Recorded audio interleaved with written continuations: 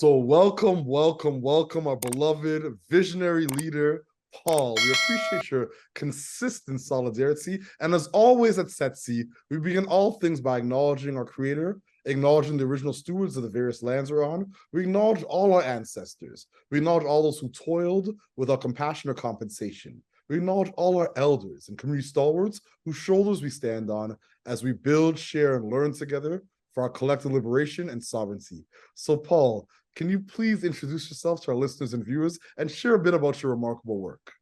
So much, Victor. It's such an honor to be here with you. I really appreciate the invitation.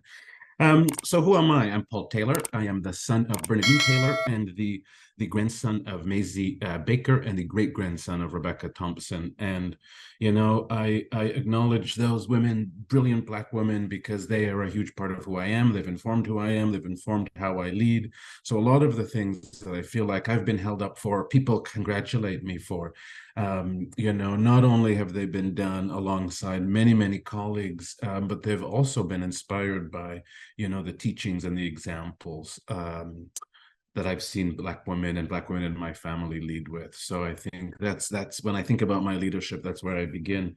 And I've been fortunate enough to, you know, have worked at, you know, I think four nonprofit organizations as the executive director, a couple in Vancouver, a couple in Toronto.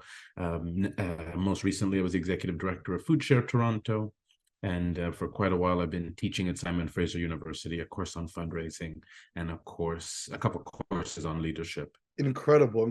Your journey is inspiring, and I appreciate your candor and that acknowledgement of the matriarchy and matrilineal aspects of your family lineage. That's beautiful. Thank you. So my next question is, what inspires you about your work? What has you passionate and curious right now? Oh, what has me passionate and curious?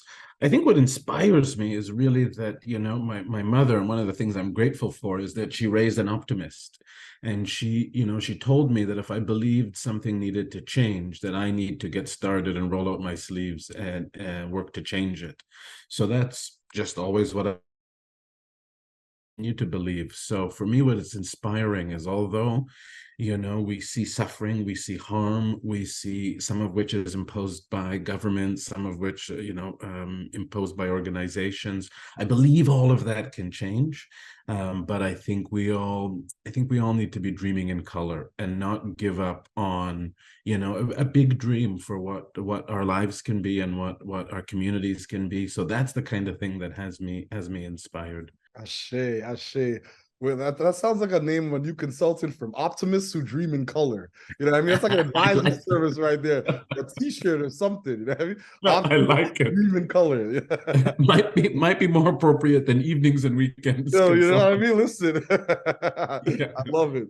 So what challenges and barriers do you face in your work? And how are you and your colleagues working to overcome some of these barriers and challenges? Okay. One big barrier is, you know, I think the sector has been conditioned, or folks leading within the sector have been conditioned to reach for, you know, performative type responses that really lack substance sometimes and aren't doing the deep work that needs to sometimes happen within organizations, which is acknowledging the harm that's been done and actually thinking through what it means, what restitution means. So a lot of organizations, one of the things that I'm struggling with is a lot of organizations are wanting to, you know, they're approaching us, they're wanting to collaborate on go forward approaches, you know, but I think a big part of that work has to be the truth telling and the acknowledgement and some restitution. So that's one thing that I feel organizations aren't always willing to grapple with. We've been working with a few that are, which has felt really good.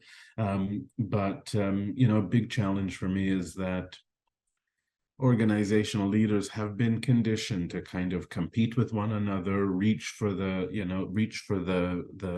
and not all, of course, but reach for some of the kind of performative type responses to really structural issues. So I think there's a real opportunity for us all to think about how some of the oppressive organizing principles that affect our work, how they affect each of us, how they affect our teams, how they affect our organizations, and how they affect us differently.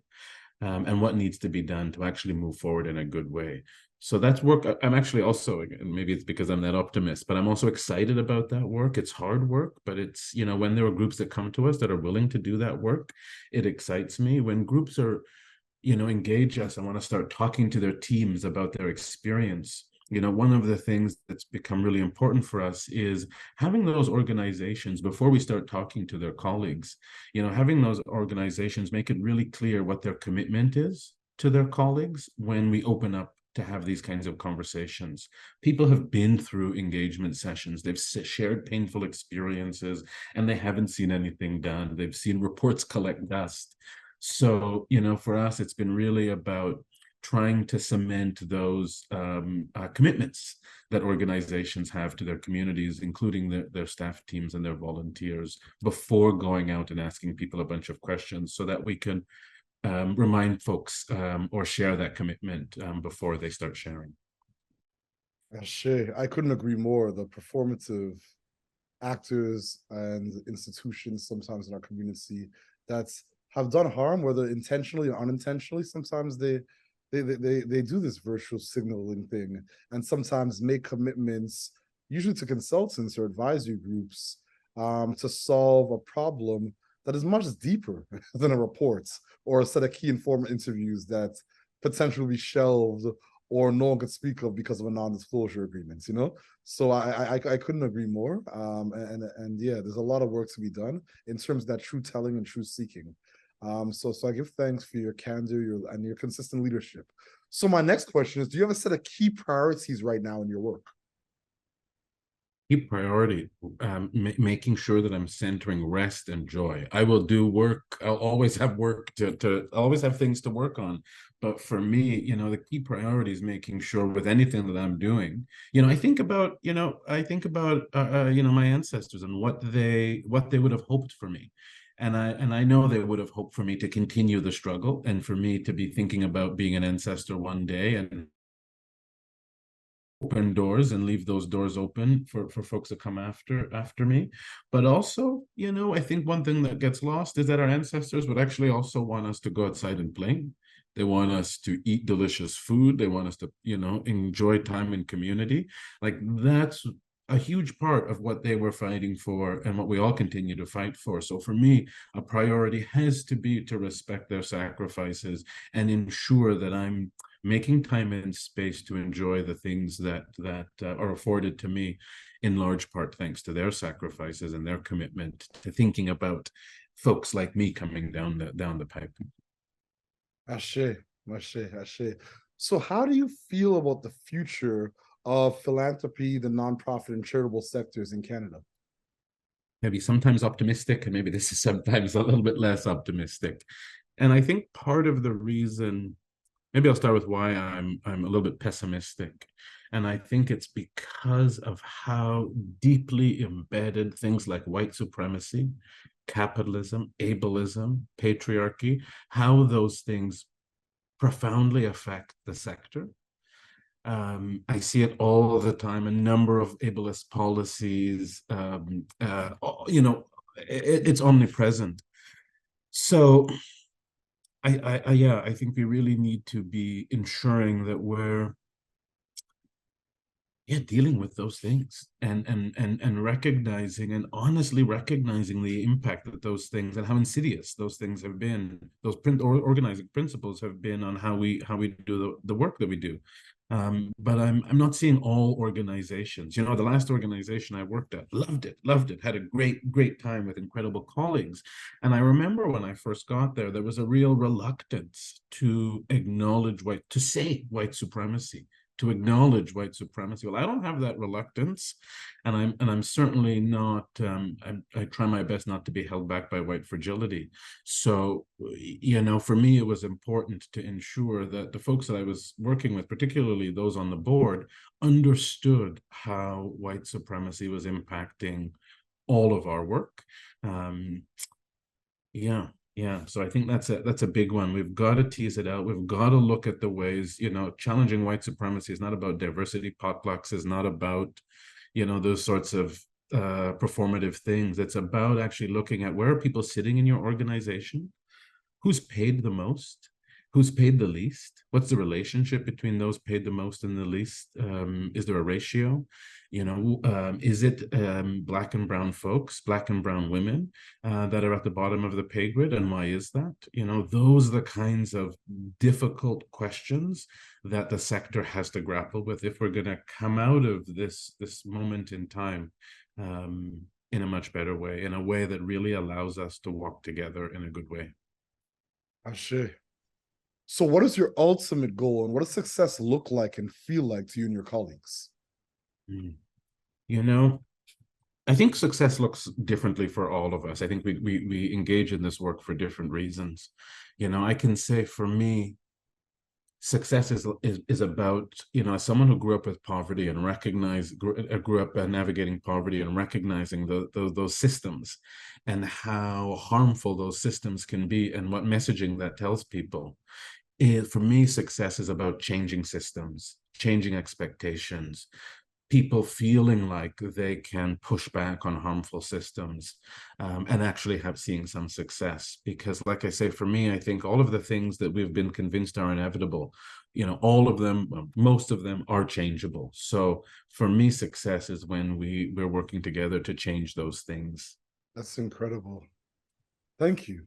So and I would say, that's why I do what I do. It's about seizing those opportunities to collaborate with people to reduce the harm that the sector does, increase our ambition and our efficacy. Ashe, ashe, ashe.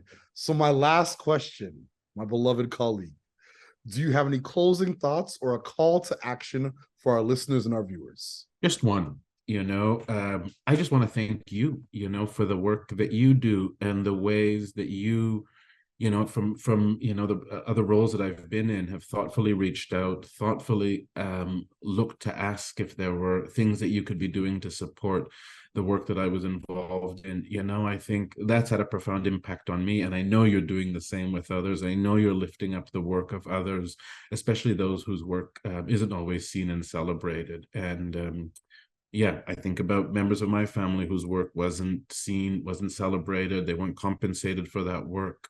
But it took, others to say, hey, wait a minute, we've got to acknowledge the labor, the heavy lifting that folks in our community are doing. So I am deeply appreciative to you for the work that you do and your commitment to community. It's appreciated and it's deeply inspiring. So that's my call to action, my final words. Thank you. Merci, Papa, my beloved colleague. And as always at Setsi, we close by acknowledging our creator. We close by acknowledging the original stewards of the various lands we're on. We acknowledge all our ancestors.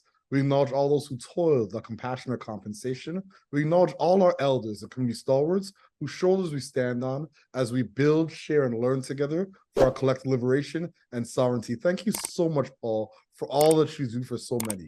We really appreciate you. Thank you so much, my friend. Such a pleasure. Thanks for having me.